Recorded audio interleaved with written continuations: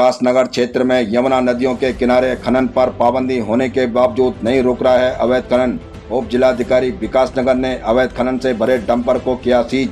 आपको बता दें कि विकास नगर पोचवादून क्षेत्र की यमुना नदी हो या शीतला नदी, बरसात को देखते हुए नदियों में 30 जून से खनन कार्य बंद है।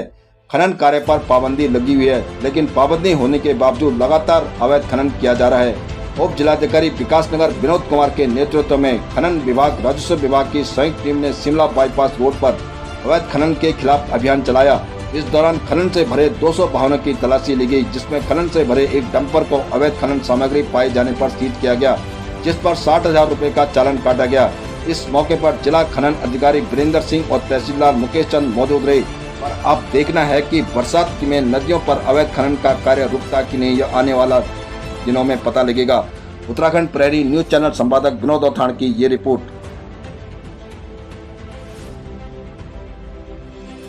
विकास नगर के दिनकर विहार में पत्रकार वार्ता करते हुए पूर्व कैबिनेट मंत्री मंत्री प्रसाद नैथानी ने अग्निवीर योजना पर सवाल खड़ा करते हुए कहा कि यह बेरोजगारों को धोखा देने वाली योजना है।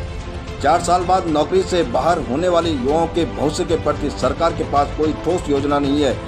उन्होंने कहा कि सरकार ने जल्द यदि भू संशोधन अधिनियम वापस न लिया तो कांग्रेस आंदोलन करेगी। इस मौके पर विकास शर्मा, नीरज अग्रवाल, जितेंद्र रावत, जिला जग देवप्रयाग उत्तम सिंह मौजूद रहे।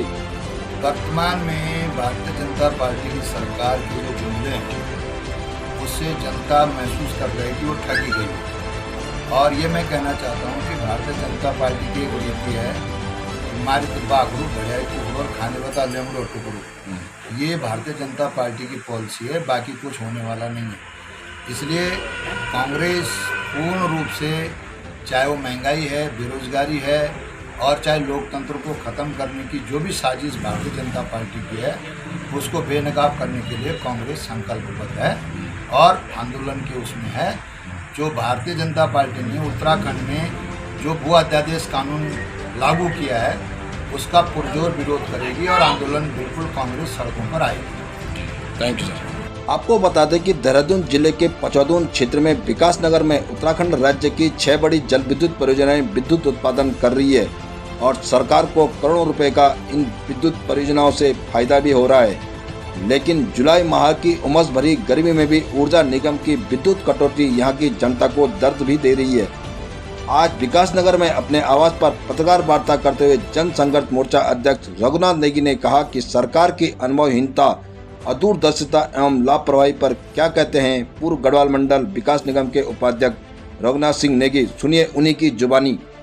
दरअसल जिस प्रकार से प्रदेश में विद्युत कटौती की जा रही है, लगातार 4 से लेकर 6 घंटे, कहीं पे 4 घंटे, कहीं 5 घंटे, इस तरह से पूरे प्रदेश की जनता का जीना मुश्किल कर दिया है। और ये आलम तब है जब ऊर्जा विभाग के मुखिया स्वयं माननीय मुख्यमंत्री जी, यानी कि वो ऊर्जा मंत्री भी हैं, लेकिन उसके बावजूद जो सरकार का कुप्रबंधन है, अनुभवहीनता है, निकम्मापन है, इस प्रदेश की जनता को बर्बाद करने के लिए काफी है।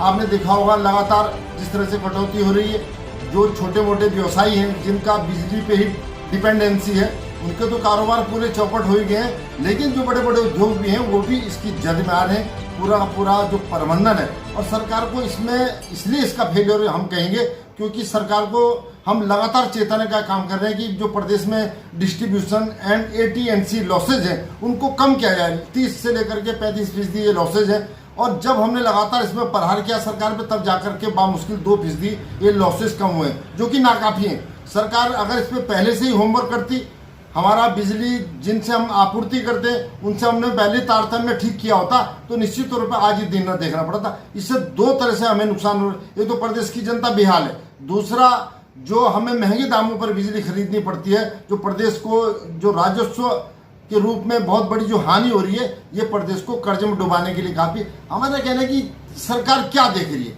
सरकार का प्रबंधन क्या है।